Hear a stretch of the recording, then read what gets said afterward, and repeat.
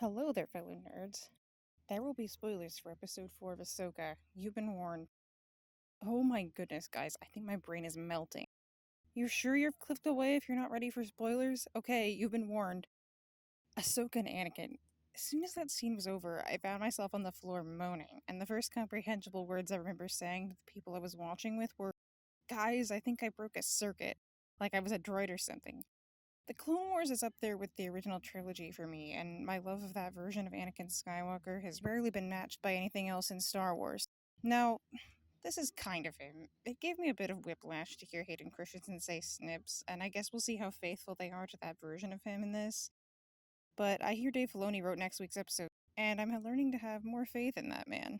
Okay, the transition from the ocean to the world between worlds, fantastic. It looked great. I thought it was going to look bad, but it looked great. Someone pointed out to me that the Night Sister temple that they're at probably had some kind of link to it, the way the Lethal temple does in Rebels. So that's probably how Ahsoka got there.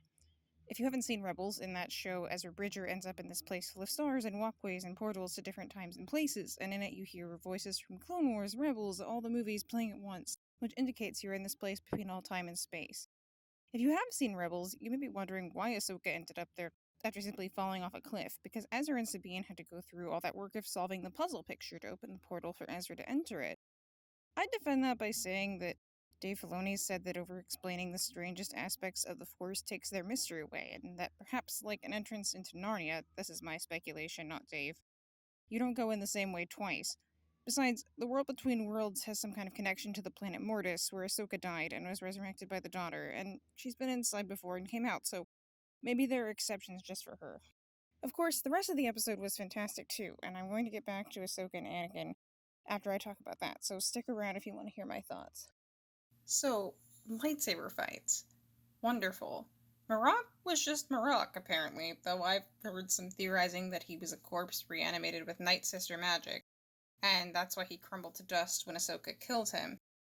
And the whole build up to Sabine handing Balin the map was wonderful. I couldn't help thinking of Ahsoka almost agreeing to help Maul at the end of the Clone Wars. And of course, it's also a parallel to Ezra surrendering to Thrawn at the end of Rebels, the large difference being that in giving herself up to Balin, Sabine may have effectively undone Ezra's sacrifice by opening the door for Thrawn to come back. That was awful, but so well done. I was both yelling at the screen and watching in perhaps a morbid fascination. Impressed with the writers for going that route. Sabine is so desperate to get back to Ezra that she does exactly the opposite of what he would want, despite Ahsoka's not-so-subtle line, "Can I count on you?" which recalls Ezra's repeated reminder that he's counting on her. But it doesn't really surprise me that this version of Sabine would make a less selfless choice than she might have done before the end of Rebels. Her biological family died and the ghost family was broken up, so she's desperate. Speaking of Balin, he continues to fascinate me. Maybe that conversation about Anakin and what he became was just there to prepare us mentally for what comes at the end of the episode, but I hope he and Ahsoka get to have more interaction because he still retains this strangely Jedi-like posture toward the world. He keeps his promise to Sabine not to hurt her and stop Shin from breaking it. He refers to Night Sister Force use as witchcraft. He doesn't even sound pleased with what happened to Anakin, and yes, I know, he killed all those New Republic officers to free Morgan Elsbeth, but he reminds me strangely of Ahsoka in some ways.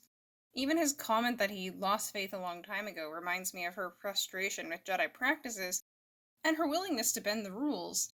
Now, he might just be trying to get under Ahsoka's skin. We know he's good at that because of what he says to Sabine later, but I have a feeling there's more to him than meets the eye. Meanwhile, Shin remains about as faceless and boring as an original trilogy stormtrooper, minus banter about T-16s. But enough negativity, or I suppose, onto negativity of a different sort. Sabine's family died on Mandalore. Okay, so unless Sabine just thinks she's dead, maybe my theory about her mother or Saren being the armorer won't pan out. I'm not salty. But in all seriousness, Balin also hints that Ahsoka had something to do with Sabine's family's death, and I'm sure he's twisting it around to make it sound worse than it was. But I'm asking again, when did Ahsoka return from the world between worlds? We've never been told when exactly Moff Gideon's purge took place, but it had to be before the end of the original trilogy, right? Because if Ahsoka was around during the original trilogy, what was she doing? It makes no sense. I always thought the whole point of having her disappear into the world between worlds after her fight with Vader was to excuse any thought like, oh, what was she doing during the original trilogy? Why didn't she help Luke? All that. Though, I suppose the purge could have taken place shortly after the Battle of Endor if it was part of Operation Cinder or Moff Gideon's personal version of it. If you don't know, Operation Cinder is something referred to across several pieces of Star Wars media, a contingency plan of Palpatine's to cause as much destruction as possible after his death. Okay, back to the ending scene and two of my favorite characters being back on screen together for the first time since way too long. Of course, I want them to talk about Luke, but again, who knows if they've even met yet? Luke and Ahsoka, I mean. Does she even know Anakin returned to the light? Her excited reaction upon seeing him doesn't mean she does. It looks like Anakin as she knew him, and he's not acting like Vader, so why wouldn't she be happy to see him? But the truth is that there are way too many unknowns for us to have a good idea of what their conversation is going to be like. My initial assumption had been that this is Anakin post Vader, a manifestation of him that appears to her in the world between worlds, physically rather than as a ghost, because normal rules don't apply here. His appearance is consistent with the special edition ending of Return of the Jedi, and also with how Ahsoka remembers him, so I didn't think his appearance was particularly significant. I assumed their conversation would involve a discussion of what happened between them, a reconciliation. Someone even suggested that this could be how she gets to Ezra.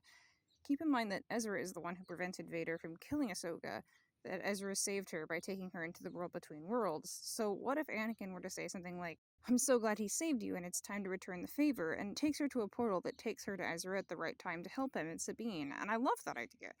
But then this person and I started speculating about other things. Does physical form matter in this space? Is Ahsoka dead? No, I hear you saying Filoni wouldn't kill his baby, excuse me, Ahsoka. So maybe Anakin just thinks she is when she appears there? What's another good explanation for telling her I didn't expect to see you again so soon? So then this person I was talking to turns around and makes a sort of crazy alternate proposal. What if Anakin somehow entered the world between worlds during Revenge of the Sith, after they said goodbye and he leaves to rescue Palpatine, but before he becomes Vader? What if he doesn't know what he's going to become? I was very skeptical, and I really don't love the idea. It doesn't seem to fit. But of course, it could be some sort of projection of him who doesn't remember anything after they said goodbye.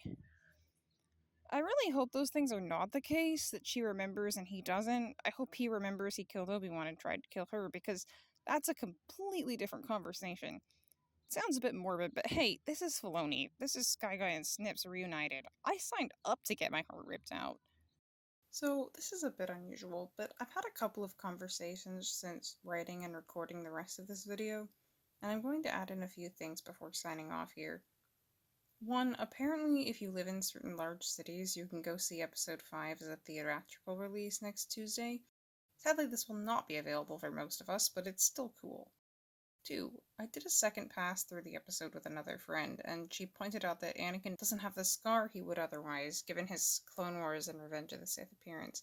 I took this as an indication that he really is dead, it's not a projection or a vision or a trick, which I took into a conversation with yet another friend who pointed out that perhaps Ahsoka really is dead but could still return. She's died and come back once before, and her life force is tied to the Daughter of Mortis, which in Rebels appeared in the form of the Brood Morai. So it's not a stretch to think she could come back, though I will say if Ahsoka Tano survived 2 wars, Order 66, and a fight with Darth Vader only to die falling off a cliff, the internet is never going to let Dave Filoni live that down. There'll be memes to the end of time. And 3, I also forgot to say that the Purge of Mandalore is pretty much one of the only major things that Lucasfilm has never hammered down the exact timing for. I assume this is Dave keeping his options open, and that's fine, but it does make figuring out when Ahsoka came back from her fight with Vader / the World Between Worlds hard to pin down, so it's a bit frustrating, but it's fine.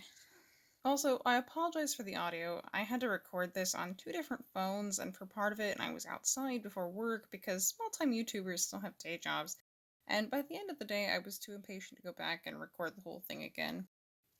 But all that to say, I'll see you all next week, and we'll hope for better audio. Bye!